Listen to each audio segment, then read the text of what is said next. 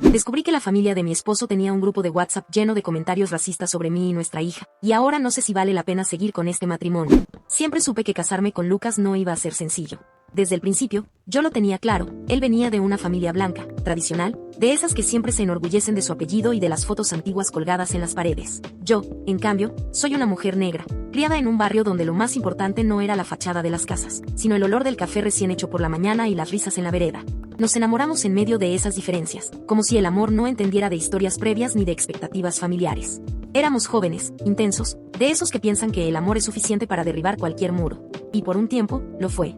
Lucas siempre fue cariñoso conmigo, protector hasta en exceso, y tenía ese aire de querer comerse el mundo conmigo de la mano. Cuando me pidió matrimonio, no lo dudé.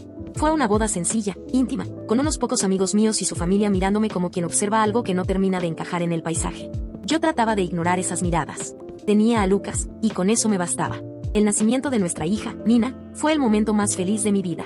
Una niña preciosa, con la piel morena y esos rizos que parecían bailar cada vez que se movía. Ella era la prueba viviente de que nuestro amor era real, de que no importaban los comentarios ni los prejuicios. Ahí estaba ella, llena de vida, llena de futuro. Pero, con Nina, también se hicieron más evidentes las grietas. La familia de Lucas nunca fue abiertamente agresiva conmigo, pero sí tenía esa forma de tratar que duele más que un insulto directo. Un silencio incómodo cuando yo hablaba, un comentario inocente sobre mi pelo, una comparación disfrazada de curiosidad. Lucas siempre hacía como que no pasaba nada. No lo tomes tan en serio, Raquel, me decía. Yo quería creerle, quería pensar que eran cosas de mi cabeza. Pero había noches en que me acostaba con un nudo en el pecho. No me malinterpretes, yo amaba a Lucas, y en el fondo todavía lo amo. Pero hay cosas que empiezan como pequeñas piedras en el zapato y, si no las sacas a tiempo, terminan hiriéndote al punto de hacerte sangrar. Así sentía yo cada vez que nos reuníamos con su familia. Y lo peor es que, con el tiempo, esas piedras ya no eran solo mías. Ahora también estaban en el camino de mi hija. Una noche cualquiera, la rutina parecía normal, Lucas en la ducha, Nina ya dormida, y yo en el sofá revisando la agenda porque no recordaba a qué hora teníamos la consulta del pediatra. Tomé el celular de Lucas para buscar el número del consultorio, porque lo había guardado en su teléfono. No fue curiosidad ni desconfianza, de verdad. Fue casualidad. Pero ya sabes cómo funciona la vida. Las verdades más dolorosas suelen aparecer en los momentos más tontos. Mientras buscaba el contacto, vi un icono de un grupo de WhatsApp que no reconocía. Familia, decía el nombre, acompañado de un emoji de corazón rojo. Por instinto, lo abrí. Y ahí me encontré con un mar de mensajes que me dejaron helada. No era una simple charla familiar. Eran chistes, burlas, insinuaciones sobre mí y, sobre todo, sobre Nina.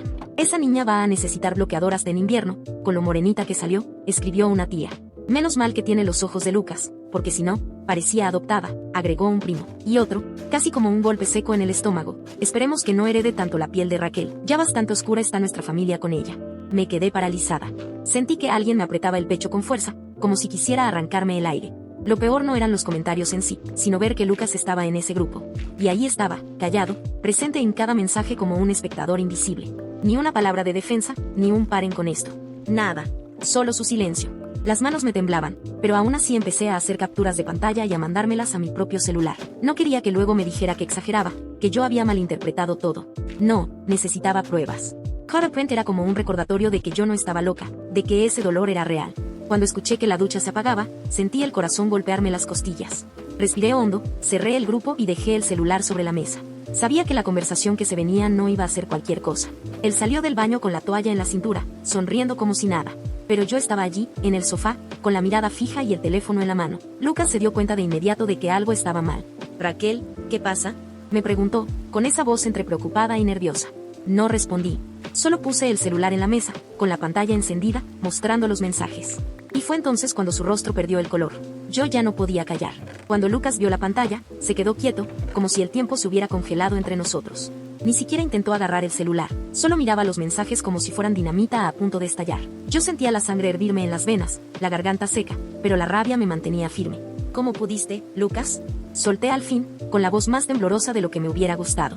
Él abrió la boca, pero tardó en responder, como si las palabras se le quedaran atascadas en la lengua. Raquel, yo no sabía que las cosas estaban tan, así. Me reí, pero fue una risa amarga, la que sale cuando ya no queda paciencia. ¿No sabías? ¿Desde cuándo no sabías? ¿Acaso no estabas en el grupo? ¿Acaso no leíste cada comentario sobre mí y sobre nuestra hija? Le señalé el teléfono como si fuera un arma. Lucas se pasó la mano por el cabello húmedo, nervioso, evitando mi mirada. Es que, yo no quería armar un escándalo, Raquel. Tú conoces a mi familia, siempre han sido, así. Yo pensé que lo mejor era no darles importancia. Ahí me quebré. Sentí que me explotaba el pecho de pura indignación. ¿No darles importancia? Están hablando de nuestra hija, Lucas. De mí. De la mujer con la que te casaste. ¿Y tú qué haces? ¿Te quedas callado para no incomodar a tu familia? Él levantó la voz, casi en un intento desesperado por justificarse. Yo solo quería evitar peleas. Quería mantener la paz. ¿Mantener la paz con quién? Le interrumpí de inmediato. ¿Con ellos? Porque conmigo no mantuviste nada. A mí me dejaste sola, expuesta, como si lo que dijeran de mí y de Nina no valiera la pena defender. El silencio que siguió fue pesado, sofocante. Lucas bajó la mirada, incapaz de sostenerla. Y yo me di cuenta, en ese instante, de que no era la primera vez que elegía callar frente a su familia. Solo que esta vez yo tenía pruebas en mis manos. Estoy harta, Lucas. Harta de fingir que no pasa nada, harta de quedarme con la sonrisa en la cara mientras me clavan cuchillos por la espalda. No voy a permitir que Nina crezca rodeada de este veneno, dije con las manos temblorosas. Lucas dio un paso hacia mí, como si quisiera abrazarme, pero yo me aparté. No quería consuelo, quería respuestas. Raquel, murmuró, casi en un suspiro. Dame un tiempo, ¿sí? Yo no sé cómo manejar esto. ¿Un tiempo? Le interrumpí, incrédula. ¿Un tiempo para qué? Para decidir si defiendes a tu hija o sigues escondiéndote detrás de tu mamá. Mi voz había subido tanto que temí despertar a Nina, pero no podía parar. Era como si todas las veces que me tragué mis sentimientos salieran de golpe. Lucas, incapaz de sostener la tensión, fue hacia la puerta. Voy a la casa de mi madre. Necesito pensar. Y se fue. Así, sin más. Cerró la puerta y me dejó allí, con el eco de mis propias palabras y el corazón hecho pedazos. Me desplomé en el sofá, agarrando el celular como si todavía necesitara confirmar que no lo había soñado. Revisé otra vez los mensajes, cada burla, cada comentario disfrazado de chiste. Me ardían los ojos, pero no lloré. No quería darles a ellos, ni siquiera en mi imaginación, el poder de verme quebrada.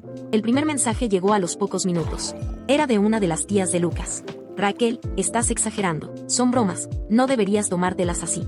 No lo pensé 2 veces, respondí con firmeza. ¿Bromas? Llamar a mi hija demasiado morena para tu familia no es una broma, es racismo. Otro mensaje entró, de un primo, relájate, nadie quiso ofenderte. Eres demasiado sensible. Y luego, uno de los tíos, Raquel, estás arruinando la unión familiar por tonterías. Aprende a reírte. Sentí que la rabia me subía por el cuerpo como fuego. Escribí, si vuelven a hablar de mi hija de esa forma, voy a denunciarlos. Y si para ustedes eso significa perder la unión familiar, entonces ya la perdieron. Bloqueé a algunos, ignoré a otros. No iba a darles espacio para seguir hiriéndome. Mientras tanto, Lucas no respondía. Le escribí un mensaje directo, sin rodeos, no puedo seguir viviendo así. O pones límites a tu familia, o nuestro matrimonio se termina. Lo leyó. Vi las 2 tildes azules, pero nada. Ni una palabra de vuelta. Me quedé mirando la pantalla vacía, con Nina durmiendo tranquila en la habitación. Esa contradicción me desgarraba, verla tan inocente, tan llena de vida, mientras yo me sentía partida en 2. Pasaron horas. El celular no volvió a sonar con mensajes suyos. Yo sabía, en lo más profundo, que estaba frente a una decisión que marcaría mi vida. No podía permitir que la pasividad de Lucas se convirtiera en el ejemplo para nuestra hija. Y, sin embargo, una parte de mí todavía quería creer que él iba a reaccionar, que iba a elegirnos a nosotras. Los días después de esa discusión fueron un vacío extraño. Lucas no volvió a casa de inmediato. Me escribió un par de mensajes cortos, nada más, necesito espacio, estoy pensando. Palabras huecas, sin compromiso, como si con esas frases pudiera sostener la vida que habíamos construido juntos. Yo no respondí, no sabía qué decirle, ni siquiera sabía si quería seguir escuchándolo. La casa, mientras tanto, parecía demasiado grande para mí y Nina. Cada rincón me recordaba a él, la taza de café que siempre dejaba olvidada en la cocina, sus zapatos tirados junto a la puerta, el olor de su champú aún flotando en la almohada. Yo trataba de ignorar esas presencias fantasma y me concentraba en mi hija. Nina, con apenas unos años de vida, no entendía nada de lo que estaba pasando. Me miraba con sus ojitos curiosos, estiraba sus manitas para jugar y pedía canciones antes de dormir, y yo me aferraba a ella como a un salvavidas. Cuando me abrazaba, sentía que, aunque todo se derrumbara, al menos teníamos nuestro pequeño universo intacto. Hubo noches en que me quebré, claro. Cuando ella ya estaba dormida, me sentaba en el suelo de la sala y me dejaba llorar en silencio, con miedo de que sus sueños se contaminaran con mis lágrimas. Pensaba en todo, en si había cometido un error al casarme, en si había ignorado señales evidentes, en si Nina merecía crecer sin un padre presente. Pero al mismo tiempo, dentro de esa tormenta, algo empezó a crecer en mí, una determinación que antes no conocía. No era justo que yo cargara sola con el dolor. No era justo que mi hija estuviera expuesta a una familia que no la aceptaba por lo que era. Yo tenía que tomar decisiones, aunque dolieran. Fue así que decidí buscar terapia. No porque me sintiera débil, sino porque necesitaba herramientas para no repetir ciclos, para darle a Nina un futuro más sano. Llamé a una psicóloga recomendada por una amiga, y en la primera sesión ya sentí un alivio. Poder decir en voz alta lo que me estaba consumiendo era como soltar un peso enorme. La terapeuta me escuchó sin interrumpir, y al final me dijo algo que se me quedó grabado. Raquel, tú no puedes controlar lo que la familia de Lucas piense o diga, pero sí puedes decidir los límites. Y esos límites van a marcar la forma en que tu hija entiende el respeto y el amor. Salí de esa consulta con un nudo en la garganta, pero también con una claridad nueva. No podía obligar a Lucas a cambiar, pero podía exigirle una postura. Porque quedarse callado también era una elección, y esa elección nos estaba destruyendo. Durante esos días de silencio con Lucas, también recordé a mi propia familia. Mi madre, con su risa contagiosa y su manera de abrazar fuerte, siempre me enseñó que la dignidad era algo que no se negociaba. Mi padre, con su paciencia infinita, me repetía que nunca debía permitir que nadie me hiciera sentir menos. Y pensé, ¿qué pensaría él, si supiera que su nieta es objeto de burlas dentro de la familia de su yerno? Seguro se enfurecería. Esas comparaciones me dolían, porque entendía aún más lo que me faltaba en la casa de los padres de Lucas. Cariño sincero, respeto. Allí todo eran apariencias, silencios y comentarios venenosos. Una tarde, mientras jugaba con Nina en el suelo del living, me sorprendí sonriendo. Ella agarraba sus muñecas, las ponía en fila y les cantaba como si fueran su público. Y yo pensé, asterisco, no importa lo que pase, esta niña va a crecer sabiendo que es suficiente tal como es. Aunque me toque hacerlo sola, asterisco. Ese pensamiento me dio fuerza. Ya no me asustaba tanto la idea de un futuro sin Lucas. Claro que dolía, claro que me daba miedo, pero la maternidad tiene esa extraña forma de convertir el miedo en coraje. Y justo cuando empecé a sentirme más segura, cuando estaba armando una rutina nueva con Nina, él apareció. Era de noche, yo acababa de acostar a la niña. Escuché el sonido de las llaves en la cerradura y el corazón me dio un salto. No sabía si abrir la puerta con rabia o con alivio. Lucas entró con el rostro cansado, la barba descuidada, los ojos hinchados como si no hubiera dormido bien en días. Me miró, pero no se acercó de inmediato. Hubo un silencio incómodo, apenas roto por el clic de la puerta al cerrarse. Raquel, dijo en voz baja, casi como si temiera que lo rechazara. Yo sé que hice todo mal, pero no quiero perderte. No quiero perder a Nina. Yo lo observé, seria, con los brazos cruzados. No me alcanzaban las palabras bonitas. Lo sabía. Voy a hablar con mi familia, continuó, con un tono que intentaba sonar firme. Voy a poner límites. Y si no lo aceptan, cortaré la relación con quien sea necesario. Sus ojos buscaban los míos, esperando que yo le creyera. Pero dentro de mí solo había cautela, porque ya no me bastaban las promesas. Lo miraba hablar y no podía evitar sentir una mezcla rara de emociones. Por un lado, parte de mí quería abrazarlo, creerle, dejar que todo ese dolor se disolviera en sus brazos como en los viejos tiempos. Pero otra parte, más fuerte, más consciente, me decía que no podía caer en la trampa de las promesas vacías. Ya no. No basta con decirlo, Lucas, le respondí, con la voz firme. Quiero ver que lo haces. Él asintió, como un niño regañado. Y en los días siguientes, noté pequeños gestos que antes no existían. Lucas empezó a pasar menos tiempo con su familia, cancelaba reuniones, decía que no podía ir. Yo lo observaba, siempre en silencio, evaluando si esas acciones eran auténticas o solo una estrategia para calmarme. Una noche, mientras cenábamos, sacó un libro de su mochila. Es sobre relaciones interraciales, me dijo. Quiero entender mejor lo que sientes, lo que vivimos. No supe qué contestar. Me sorprendió, claro, pero también me dio rabia que necesitara un libro para comprender lo que yo le gritaba desde hacía años. Aún así, lo dejé. Si quería aprender, que lo hiciera, pero yo no iba a ponerme en el rol de profesora otra vez. La rutina empezó a estabilizarse. Seguíamos discutiendo, porque el dolor no desaparece de la noche a la mañana, pero al menos veía que intentaba algo. Yo me refugiaba mucho en Nina. Ella era mi cable a tierra, la razón por la que no me hundía en la desesperanza. Recuerdo una tarde en que jugábamos las tres juntas en el suelo, Nina, yo y su muñeca favorita, que ella llamaba Lola. De repente, me soltó, mami, ¿por qué mi pelo es diferente al de papá?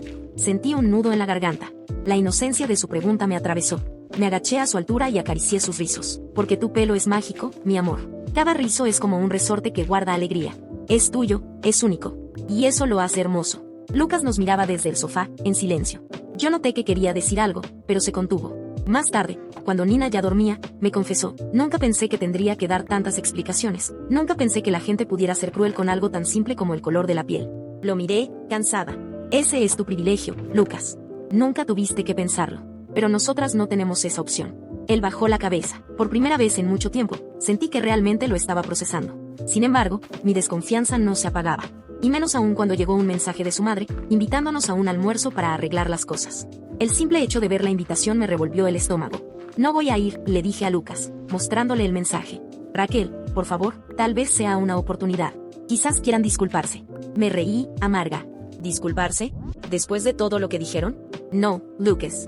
No voy a exponerme otra vez. Pero él insistió, tanto, que al final acepté, más por comprobar hasta dónde llegaban sus acciones que por verdadera esperanza. Quería verlo, quería ver si era capaz de ponerse de pie frente a ellos y defendernos, no solo en teoría. La semana previa al almuerzo fue un nudo constante en mi estómago. Yo seguía con mi terapia, donde la psicóloga me recordaba que yo no tenía que complacer a nadie, que el respeto no se negocia. Pero aún así, la idea de sentarme frente a esa familia que me había herido tanto me quitaba el sueño. El día llegó. Me vestí simple, pero con la frente en alto. Nina iba contenta, sin entender el trasfondo de la situación. Lucas, nervioso, apretaba el volante mientras conducía. Yo miraba por la ventana, tratando de prepararme mentalmente. Cuando entramos en la casa de sus padres, la tensión era tan densa que se podía cortar con un cuchillo. Nos saludaron con sonrisas forzadas, esas que esconden más que lo que muestran. Yo respondí con un simple hola, sin ganas de fingir nada. La mesa estaba servida, llena de platos como si la abundancia pudiera tapar las heridas. Todos hablaban en un tono incómodamente cordial, como si nada hubiera pasado. Yo me sentía invisible otra vez, hasta que los comentarios comenzaron, disfrazados de bromas. «Mira qué rizos tiene Nina, igualita a su mamá», dijo una tía, riéndose, como si fuera un chiste. Otra agregó, «Con tanto sol, seguro se pone todavía más morenita este verano». Yo apreté los dientes. Lucas me miró, notando que estaba a punto de explotar. «Ya basta», dijo, levantando la voz de repente. «No voy a permitir que sigan hablando así». El silencio se apoderó de la mesa. Todos lo miraron sorprendidos, como si no reconocieran a su propio hijo. Su madre frunció el ceño, ofendida. «Ay, Lucas, no exaggeres. Nadie está diciendo nada malo». Pero él no se echó atrás. «Si lo están diciendo, y si no respetan a mi esposa y a mi hija, entonces no cuentan conmigo». Yo lo miraba, en shock. Era la primera vez que lo veía enfrentar a su familia de esa manera. Pero justo cuando pensé que tal vez había esperanza, una de las tías murmuró algo que me perforó el alma. «Al final, ella siempre va a hacernos quedar como los malos». Esa frase me atravesó como un cuchillo. Ella siempre va a hacernos quedar como los malos. Le escuché bajito, casi un susurro, pero suficiente para que me hirviera la sangre. Por un segundo pensé en quedarme callada, como tantas veces había hecho, tragándome la incomodidad para no causar problemas. Pero ya no era esa mujer. Respiré hondo y solté. «Yo no necesito hacerlos quedar como los malos. Ustedes solitos se encargan». El silencio fue aún más pesado. Las miradas se clavaron en mí, algunas sorprendidas, otras molestas. Sentí la mano de Lucas rozando la mía debajo de la mesa, como pidiéndome calma, pero yo ya había cruzado un límite dentro de mí. La suegra carraspeó. «Raquel, no vinimos a pelear. Queremos estar en paz, por el bien de la niña». Me reí, amarga. «Paz. ¿Así llaman a las humillaciones, a las bromas disfrazadas de cariño?» La paz no existe cuando una de las partes no es respetada. Vi a Nina jugando tranquila con un pedacito de pan, ajena a todo. Eso me dio fuerzas para seguir. Yo no voy a permitir que mi hija crezca pensando que tiene que agachar la cabeza para ser aceptada. Lucas me miraba con una mezcla de orgullo y nerviosismo. Creo que él tampoco esperaba que yo hablara tan claro. Su padre, que hasta ese momento había estado callado, decidió intervenir. «Mira, muchacha, nosotros venimos de otra generación. Quizás no entendemos las cosas como tú». «No es cuestión de generaciones», lo interrumpí. «Es cuestión de respeto». Noté cómo el ambiente se cargaba aún más. El cuchillo chocando con el plato, la respiración agitada de la suegra, el murmullo de las tías. Todo era un cóctel explosivo. Lucas levantó la voz de nuevo. «Si no pueden aceptar a Raquel y a Nina tal como son, entonces no tenemos nada que hacer aquí». Su madre lo miró con ojos heridos. «¿Estás eligiendo a ella sobre tu propia familia?» Esa pregunta me cayó como una bomba. No era solo un comentario, era un ultimátum disfrazado. Lo miré de reojo, esperando su respuesta. El Lucas de antes se hubiera quedado callado o hubiera tratado de suavizar las cosas. Pero esta vez, para mi sorpresa, habló sin titubear. «Sí, la estoy eligiendo. Porque ella y Nina son mi familia ahora». Hubo un murmullo general, casi de indignación. Yo sentí un escalofrío recorrerme. Por primera vez lo escuchaba decirlo con esa claridad, sin rodeos, sin miedo. Pero claro, las cosas no iban a terminar ahí. La suegra se levantó de la mesa, visiblemente alterada. «Si ese es el camino que eliges, Lucas, entonces no vengas a llorar después cuando te des cuenta de lo que perdiste». Me puse de pie también. Él no está perdiendo nada. Está aprendiendo a ganar dignidad. Cogí la mano de Nina y empecé a caminar hacia la puerta. Lucas me siguió, sin dudar. Detrás de nosotros escuché voces, quejas, reproches, pero ya no importaba. Esa casa me quedaba chica, me ahogaba, y al salir sentí el aire fresco como un bálsamo. En el coche, nadie habló durante los primeros minutos. Nina canturreaba bajito, inocente, como si nada hubiera pasado. Yo miraba por la ventana, el corazón latiendo fuerte. De pronto, Lucas rompió el silencio. «Lo siento». Lo miré, sin entender. «¿Por qué?» «Por todo el tiempo que tardé en reaccionar. Por haberte dejado sola tantas veces». Me quedé en silencio. Quería creerle. Quería confiar en que esta vez era real. Y, en parte, lo sentí distinto. Había enfrentado a su familia, había puesto límites. Eso no lo había hecho nunca. «Lucas», le dije al fin, «no quiero palabras bonitas. Quiero consistencia. Hoy lo hiciste, y lo valoro. Pero necesito que sea siempre, no solo cuando yo exploto». Él asintió, serio. «Lo entiendo». El resto del camino lo pasamos en silencio. Cuando llegamos a casa, Nina corrió a buscar sus juguetes y yo me dejé caer en el sofá. Tenía una mezcla de cansancio y alivio. Por un lado, sentía que algo había cambiado, que por fin Lucas había dado un paso real. Pero por otro, sabía que no bastaba con un solo gesto. Las heridas eran profundas. Esa noche, mientras él se duchaba, yo me quedé mirando mi reflejo en el espejo del baño. Vi mis ojeras, mi cabello desordenado, mis ojos cansados. Pero también vi fuerza. No era la misma mujer que callaba para no incomodar. Cuando se acostó a mi lado, me abrazó sin decir nada. Y por primera vez en mucho tiempo, en lugar de apartarlo, me dejé estar ahí, en silencio, midiendo si de verdad podía volver a confiar. Me dormí con un pensamiento dando vueltas en mi cabeza. No sé si este fue un punto de quiebre para reconstruirnos, o el comienzo del fin. La mañana siguiente amaneció rara. Yo me desperté antes que Lucas, algo poco común, y me quedé un buen rato observando cómo dormía. Su respiración era pesada, como si todo lo del día anterior le hubiera pasado factura. Yo, en cambio, no había descansado casi nada. Mi mente no paraba de dar vueltas, la escena en la casa de su madre, las palabras que se dijeron, la decisión de salir juntos de allí. Todo seguía fresco, hiriente, difícil de digerir. Me levanté sin hacer ruido, preparé café y puse un poco de leche para Nina, que apareció despeinada con sus rizos alborotados y la sonrisa de siempre. Ella era mi cable a tierra, la razón por la que todavía me esforzaba en mantener algo de equilibrio. Eran casi las 9 cuando sonó mi celular. Vi el número en la pantalla y el corazón me dio un vuelco. Era la cuñada, la hermana de Lucas. Dudé en atender, pero algo dentro de mí me dijo que huir no iba a servir de nada. Contesté. Hola, Raquel, dijo ella, con un tono que intentaba sonar amable, pero que traía veneno escondido. Hola, ¿qué pasó? Necesitamos hablar. La familia está muy dolida con lo que pasó ayer. Mi mamá lloró toda la noche. Me mordí el labio. Ese recurso de la culpa ya lo conocía. Respiré hondo antes de responder. Dolida estábamos nosotras desde hace mucho, y nadie se preocupó. Hubo un silencio corto y luego un suspiro al otro lado de la línea. Raquel, de verdad, creo que estás exagerando. Eran bromas, nada más. Pero con tu reacción de ayer pusiste a Lucas contra toda su familia. ¿Eso es lo que quieres? ¿Dividirlo? La sangre me subió a la cara. Antes de contestar, sentí movimiento detrás de mí. Era Lucas, que acababa de entrar a la cocina. Se quedó quieto, escuchando. Yo mantuve el teléfono en la oreja. Lo que yo quiero, dije, controlando la voz, es que respeten a mi hija y a mí. Si para ustedes eso es dividir, entonces tal vez el problema no soy yo. Escuché como la cuñada cambiaba el tono, más filoso. Raquel, piénsalo bien. Si sigues así, vas a quedarte sola. Lucas necesita a su familia, no puedes pretender que la abandone.